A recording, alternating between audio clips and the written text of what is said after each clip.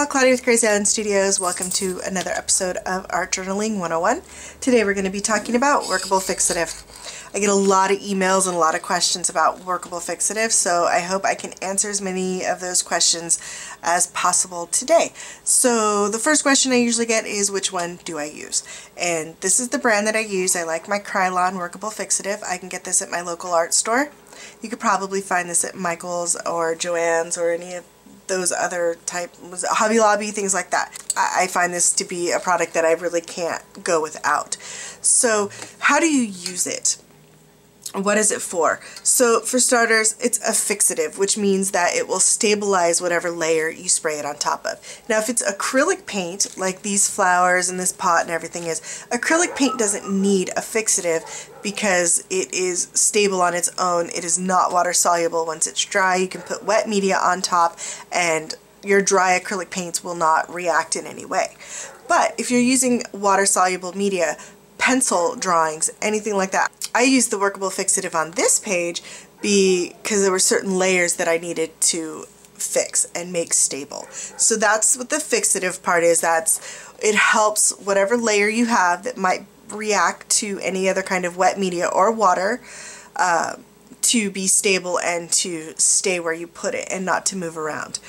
Workable in the name means that you can work on top of it, and it does not create a film that will cause paint to beat up. So if you say use a layer of acrylic paint and then you try to come in on top of this with a watercolor or a really wet watery media, it might tend to try and beat up and not really blend out smoothly or behave in the manner that you would expect. And when it beads up, then you're unhappy. Workable fixative, as opposed to say like a sealer or a top coat like a varnish, will not create that thin coating that will cause any new wet products on top to beat up. Whereas if you did use a varnish in between of your layers, you could have that. Also, pencil will write on top of this. Pencil will not write on top of certain layers of acrylic, because acrylic is basically plastic.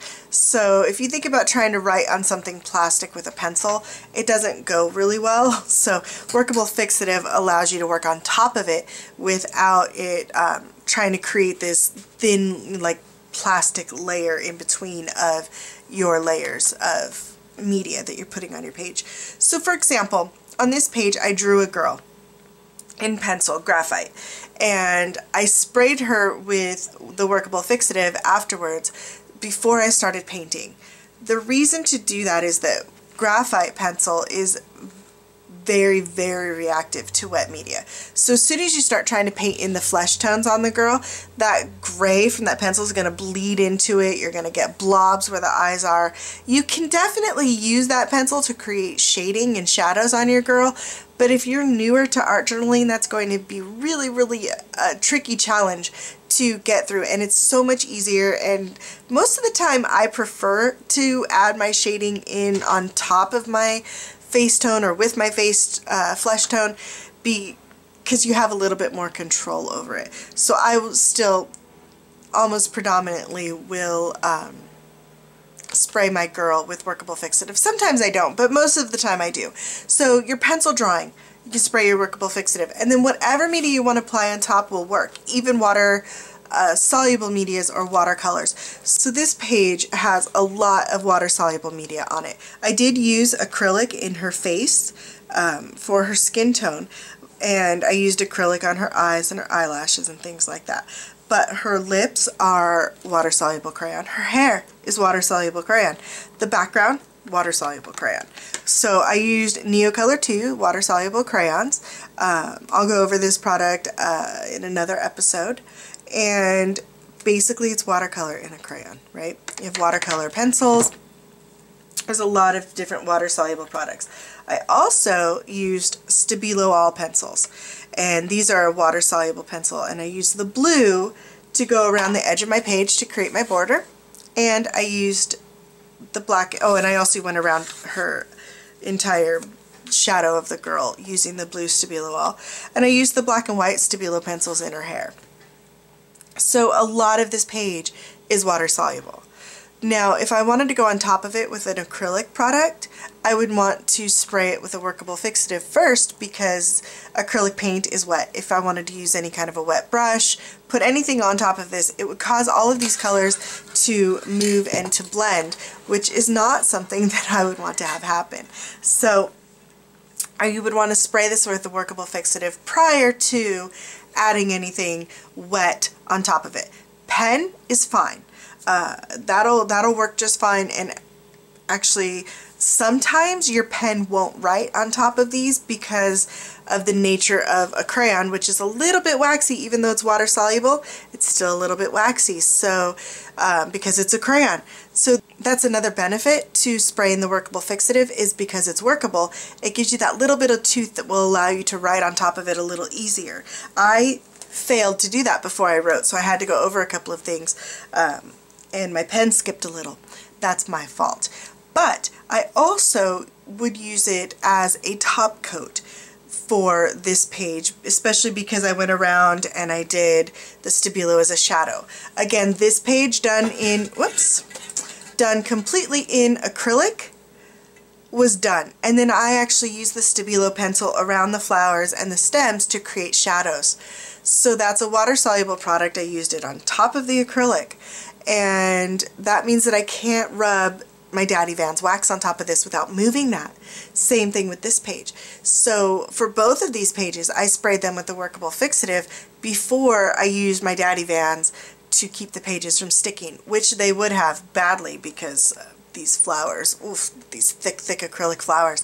So it's a good product to use in between of your layers. It will stabilize the different water-soluble media that you have so that it won't move around, react, or blend in a really awful way with the next layer that you add on top.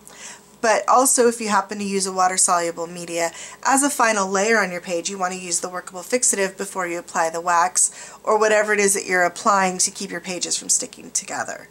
You would not need to use the Workable Fixative if you were using something like the ink tints pencils or blocks, which once they're activated with water, dry permanent. So that's not something that you would need a Workable Fixative for. But if it dries and it's still movable, you want to have a Workable Fixative. That would apply to water-soluble crayons, watercolor pencils, watercolors just in general. A lot of pens and markers will not dry and cure waterproof, so it's nice if you want to write something and then go over it with paint or something, and you want it to be a background layer, you can apply the Workable Fixative to keep the ink from smearing. So basically anything that you want to stabilize before you apply a next layer of anything, even if it's Daddy Vans wax to keep your pages from sticking, you want to apply the Workable Fixative. I can't say enough good things about it. I use it all the time in my art journaling. Workable Fixative, it's not going to stabilize your dilutions, ink sprays. These things, yeah, these things are going to come through. So it's not going to work on those, and it's not going to work on inkjet photo prints that you print out of your printer. Maybe if they're on photo paper, I don't know, I haven't tried it. I usually do print my stuff out on regular copy paper to collage it into a journal page as opposed to the thicker photo paper, but it will not stabilize that ink. It will still react to water if you're using an inkjet printer. Fair warning. And I've tried many layers, and it's still, your ink's going to spread when you try to collage it down. I hope that gives you a good idea of why you would use a Workable Fixative and when you would use it. If you're creating an art piece on canvas, whereas in my art journal I'll use it as a final coat before I apply my wax. If you're creating an art piece on canvas or paper that you plan, and it's a piece of art that you're going to frame or hang or whatnot, you would want to use a different top coat for that. You'd want to use a varnish for that versus a fixative. Now if you plan on using a brush on varnish, you can use the fixative to fix your water-soluble media before you brush on your varnish. So otherwise you can use a spray varnish. So yeah, I think that covers pretty much everything for the Workable Fixative. At least I hope so. If you have additional questions, please leave those down below in the comments. I'll be happy to answer them for you. I will be putting all of these videos together in a playlist so that you can find them easily, but make sure that you subscribe so that you don't miss any. Hit the thumbs up if you like these videos and you want to see more of these Journaling 101 videos, and I will keep going until I run out of things to talk to you guys about, and then we'll move on to something else. But I really hope that you're enjoying these lessons, and I hope that you find them valuable and get some good information. If you have suggestions of products that you would like to learn more about, please let me know. I'll be going over all of the basics, matte medium, matte gel, a lot of the texture pastes and modeling pastes and different gel mediums and things like that. I'll be going over those and a lot of the basic products, so like acrylic paints and the water-soluble crayons and ink tints and things like that. I'll go over a lot of that stuff in later videos, but if you have any video suggestions, I'm more than willing to add those to my list of videos to make for you, so please leave those suggestions down below in the comments. I appreciate it, and I hope you learned some things about Workable Fixative and why you need it and how to use it. If, like I said, if you have any additional questions, please leave them down below in the comments and I'll be happy to answer you. And I will see you guys all again very soon in the next episode of Art Journaling 101. Thanks again so much for watching, and I will see you guys soon. Bye for now.